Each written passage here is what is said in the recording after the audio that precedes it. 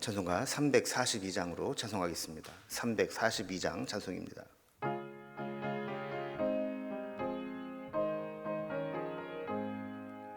너 시험을 당해 죄 짓지 말고 너 용기를 다해 곧 물리치라. 너 시험을 이겨 새 힘을 얻고 주 예수를 믿어 늘 승리하라.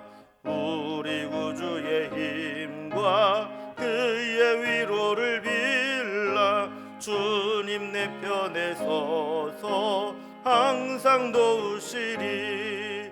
내 친구를 삼가 잘 선택하고 너 언행을 삼가 늘 조심하라. 너 열심을 다해 늘 충성하고 온 정성을 다해 주 봉사하라. 우리 구주의 힘과 그의 위로를 빌라. 주님 내 편에 서서 항상 도우시리. 잘 이기는 자는 상 받으리니 너 낙심치 말고 늘 전진하라. 내 구세주 예수 힘 주시리니 주 예수를 믿어 늘 승리하라. 우리 구주의 힘과 그의 위로를 빌라. 주님 내 편에 서서 항상 도우시리. 아멘. 오늘 함께 나눌 하나님 말씀은 구약성경 열왕기상 20장 22절에서 34절까지 말씀입니다. 열왕기상 20장 22절에서 34절까지 552면의 말씀입니다. 말씀을 제가 봉독하겠습니다.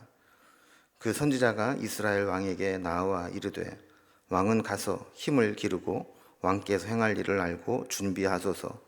해가 바뀌면 아람 왕이 왕을 치러 오리이다 하니라. 아람 왕의 신하들이 왕께 아뢰되 그들의 신은 산의 신이므로 그들이 우리보다 강하였거니와 우리가 만일 평지에서 그들과 싸우면 반드시 그들보다 강할지라. 또 왕은 이 일을 행하실지니 곧 왕들을 제하여 각각 그곳에서 떠나게 하고 그들 대신에 총독들을 두시고 또 왕의 잃어버린 군대와 같은 군대를 왕을 위하여 보충하고 말은 말대로 병거는 병거대로 보충하고 우리가 평지에서 그들과 싸우면 반드시 그들보다 강하리이다. 왕이 그 말을 듣고 그리하니라. 해가 바뀌니 베나다시 아람 사람을 소집하고 아벡으로 올라와서 이스라엘과 싸우려고 하매 이스라엘 자손도 소집되어 군량을 받고 마주 나가서 그들 앞에 진영을 치니 이스라엘 자손은 두 무리의 적은 염소 떼와 같고 아람 사람은 그 땅에 가득하였더라. 그때 하나님의 사람이 이스라엘 왕에게 나와 말하되 여호와의 말씀에 아람 사람이 말하기를 여호와는 산의 신이요 골짜기의 신은 아니라 하는도다. 그러므로 내가 이 큰 군대를 다 네 손에 넘기리니 너희는 내가 여호와인 줄을 알리라 하셨나이다 하니라. 진영이 서로 대치한 지 7일이라. 일곱째 날에 접전하여 이스라엘 자손이 하루에 아람 보병 10만 명을 죽이매 그 남은 자는 아벡으로 도명하여 성읍으로 들어갔더니 그 성읍이 그 남은 자 2만 7천 명 위에 무너지고 베나닷은 도망하여 성읍에 이르러 골방으로 들어가니라. 그의 신하들이 그에게 말하되 우리가 들은즉 이스라엘 집의 왕들은 인자한 왕이라 하니 만일 우리가 굵은 배로 허리를 동이고 테두리에 머리를 쓰고 이스라엘 왕에게로 나아가면 그가 혹시 왕의 생명을 살리리이다 하고 그들이 굵은 배로 허리를 동이고 테두리를 머리에 쓰고 이스라엘의 왕에게 이르되 왕의 종 베나닷이 청하기를 내 생명을 살려 주옵소서 하더이다. 아합이 이르되 그가 아직도 살아있느냐? 그는 내 형제이니라. 그 사람들이 좋은 징조로 여기고 그 말을 얼른 받아 대답하여 이르되 베나닷은 왕의 형제니이다. 왕이 이르되 너희는 가서 그를 인도하여 오라. 베나닷이 이에 왕에게 나아오니 왕이 그를 병거에 올린지라. 베나닷이 왕께 아뢰되 내 아버지께서 당신의 아버지께서 빼앗은 모든 성읍을 내가 돌려보내리이다. 또 내 아버지께서 사마리아에서 만든 것 같이 당신도 다메섹에서 당신을 위하여 거리를 만드소서. 아합이 이르되 내가 이 조약으로 인해 당신을 놓으리라 하고 이에 더불어 조약을 맺고 그를 놓았더라. 아멘. 우리는 지난 시간에 32개 도시국가 연합군이 이스라엘을 침공해 와서 이 아람의 베나닷과 전쟁을 벌이는 장면을 살펴보았습니다.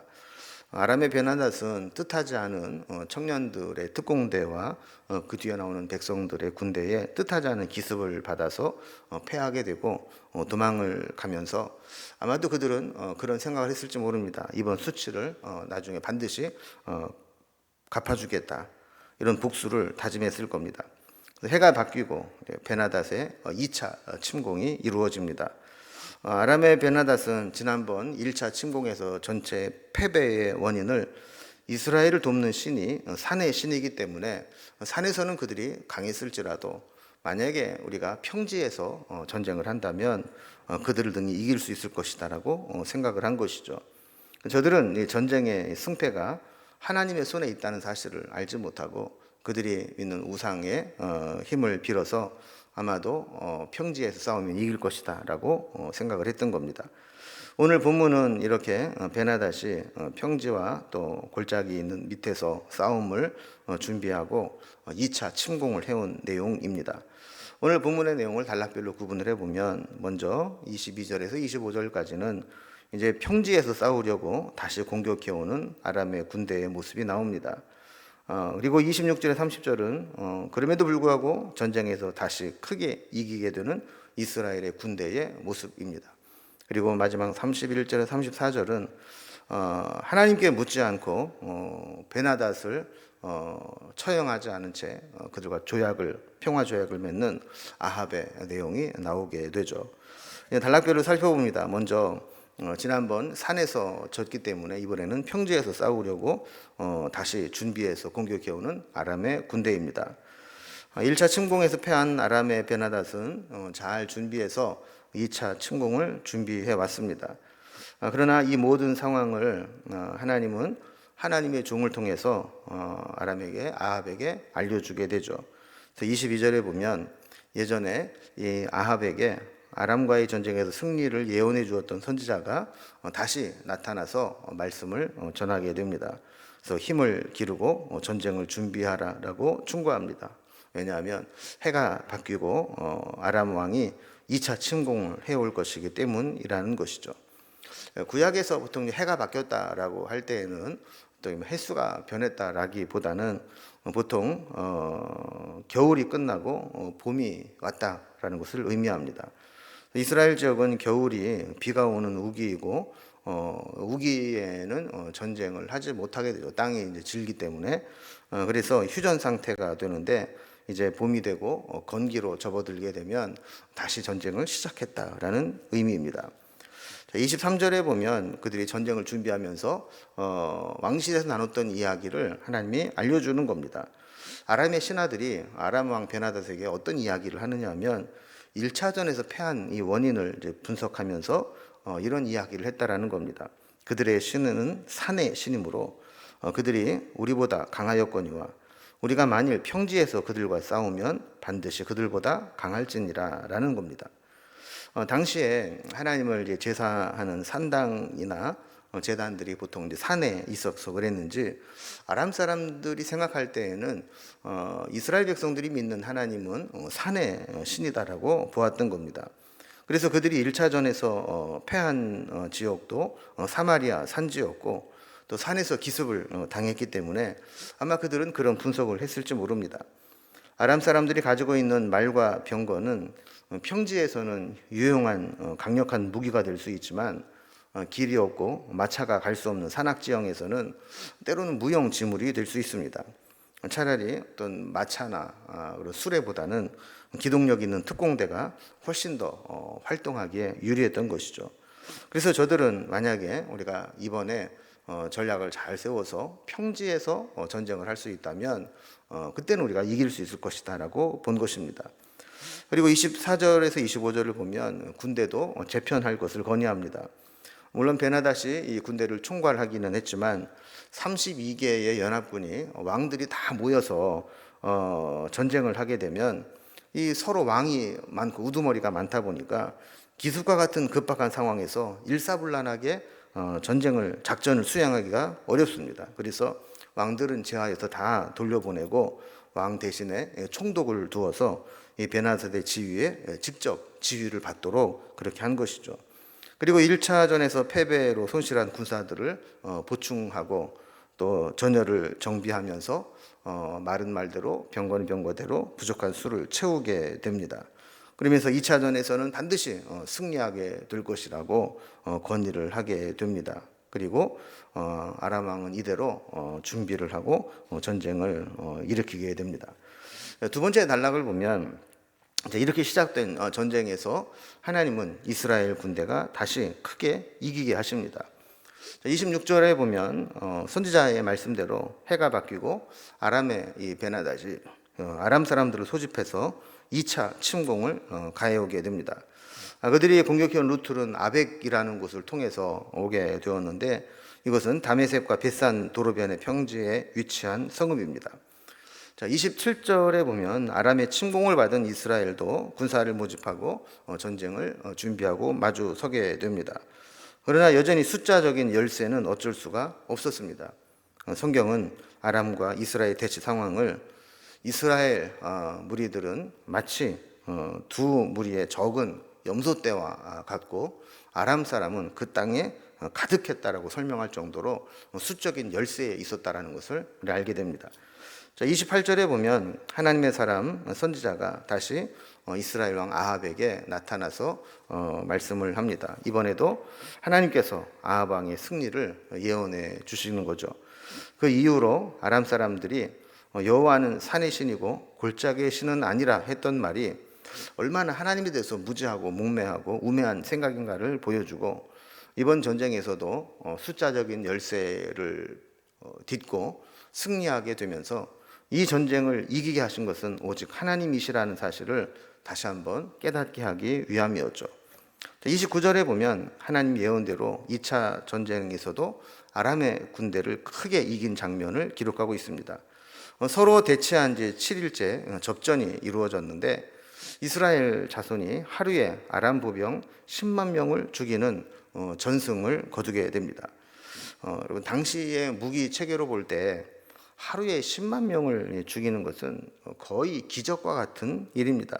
요즘처럼 탱크나 미사일이나 대량 살상 무기가 없었던 거의 근접전으로 1대1 대결을 해야 하는 그런 병법에서 하루에 10만 명을 죽였다라고 하는 것은 정말 하나님께서 저들을 도우시고 하나님이 싸우셨다라고 밖에는 볼 수 없는 결과였다라는 것이죠. 이렇게 2차전에서도 아람은 패하게 되고 왔던 아벡 평지를 통해서 도망을 가게 됩니다.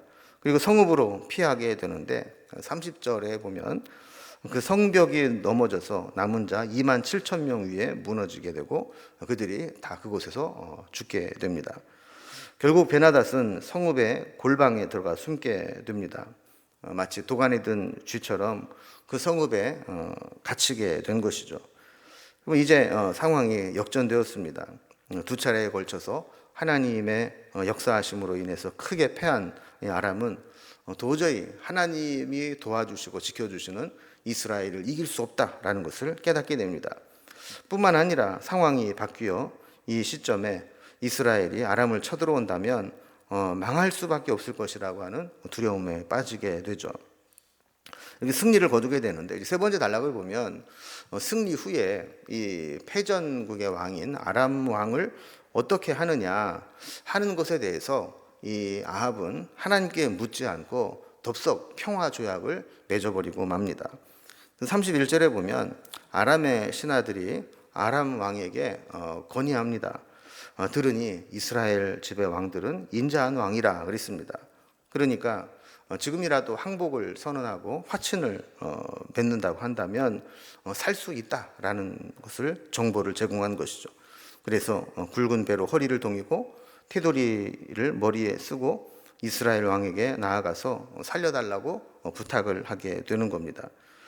보통 굵은 배로 허리를 동인다는 것은 극도의 슬픔을 표현하는 것이고, 테두리를 머리에 쓴다라고 하는 것은 줄을 목에 감고라는 뜻으로 내 생사가 당신 손에 달려 있습니다 라는 의미의 굴복과 항복을 의미하는 것이죠.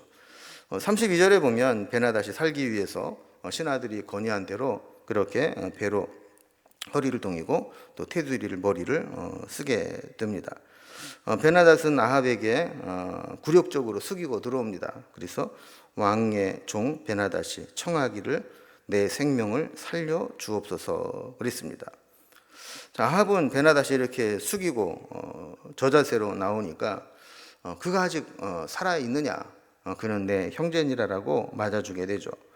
33절에 보면 이렇게 형제의 약조를 맺고 베나닷을 오게 해서 아합이 자기의 병거에 함께 올라타게 합니다. 그래서 아합과 베나닷이 서로 화해와 평화의 약조를 맺는 것을 보여주게 되는 것이죠. 자, 이것을 보면 1차 침공 때 아주 교만히 하늘을 찔러서 화친을 맺고자 했던 이스라엘에게 굴욕적으로 약탈을 하려고 했던 이 베나닷이 완전히 전세가 역전되어서 이제는 자기가 이스라엘 아합에게 어떻게 충성을 보일 것인가를 이야기합니다. 그래서 34절에 보면 내 아버지께서 당신의 아버지에게 빼앗은 모든 성읍을 내가 돌려보내리이다 그럽니다. 이것 또 한 가지, 사마리아의 베나닷 1세의 이름으로 만든 거리를 만든 것과 같이 또 아람의 수도 다메섹에 아합의 이름으로 거리를 만들겠다라는 겁니다. 마치 요즘에도 우리나라에도 테헤란로가 있고 또 그런 외국에도 무슨 한글을 기념해서 하는 그런 길거리가 있는 것처럼 이렇게 서로 왕의 이름으로 거리를 만들자라는 겁니다. 이것은 아람의 무역 시장을 개방하고 특혜를 제공하겠다라고 하는 약조입니다. 베나닷의 이 돌변한 태도를 보면 이 세상에서 힘이 있을 때 교만하게 행하는 것이 얼마나 어리석은 것인가를 보게 되죠. 또 아합도 마찬가지입니다. 아쉬울 때는 하나님 말씀에 순종하는 것처럼 그렇게 보이다가 뭔가 되는 것 같고 뭔가 승리를 경험하게 되면 더 이상 하나님께 묻지 않고 자기 멋대로 일을 처리해버리는 나쁜 습성을 가지고 있었던 겁니다. 원래 믿음의 사람이라면 베나닷이 이렇게 항복해 올 때 하나님께 물어야 했습니다. 하나님의 은혜로 이 아람의 베나닷의 2차 침공도 물리치게 되었는데 항복해 오는 저들을 어떻게 할까요? 라고 물어야 했죠. 자, 그랬더라면 아합은 다시는 어려움을 당하지 않을 겁니다. 그럼에도 불구하고 아합은 그렇게 하지 못했습니다. 잘 나갈 때, 승리했을 때 자기 멋대로 일을 처리해버리고 만 것이죠. 우리도 마찬가지입니다. 사적인 복수로 인해서 힘을 소진하는 것이 얼마나 무의미한 것인가를 베나닷을 통해서 보게 되고, 또 하나님이 이기게 하실 때 끝까지 겸손하고 끝까지 하나님의 뜻을 구하는 것이 얼마나 중요한 것인가를 깨닫게 되는 것이죠. 우리도 이렇게 잘 나갈 때, 승리할 때, 성공을 경험했을 때 그럴수록 더 하나님 앞에 엎드려 겸손하게 나아가는 삶을 살아갈 수 있기를 주님의 이름으로 기원합니다. 기도하겠습니다. 하나님 아버지, 우리는 늘 하나님의 은혜로 살 수밖에 없는 존재임을 깨닫게 됩니다. 하나님이 도우셔서 이길 수 없는 전쟁을 2번이나 이기게 하시고 하나님의 능력을 체험하게 되는 아합 왕을 보게 됩니다. 우리도 늘 하나님의 은혜를 기억하지만 또 우리가 이기고 나면, 성공하고 나면 교만해져서 하나님께 묻지 않고 내 멋대로 살려고 할 때가 있음을 고백합니다. 아합 왕의 교훈을 통해서 우리에게 깨닫게 하셔서 언제까지나 믿음으로 살게 하시고 하나님께 늘 묻고 기도하며 하나님이 원하신 뜻대로 살아가는 삶이 될 수 있도록 인도해 주시옵소서. 오늘도 하루를 살아가는 동안 늘 겸손한 마음으로 하나님으로 의지하고 주님과 동행하는 삶을 살아갈 수 있도록 인도해 주시옵소서. 주님께 오늘 하루도 온전히 부탁드리오니 하나님께서 늘 동행해 주시고 우리의 모든 언행 심사를 지켜주시고 믿음으로 살아갈 수 있도록 이끌어 주시옵소서. 주님께 모든 것을 부탁드리며 예수님의 이름으로 기도드리옵나이다. 아멘. 각자의 기도 제목들로 자유롭게 기도하시겠습니다.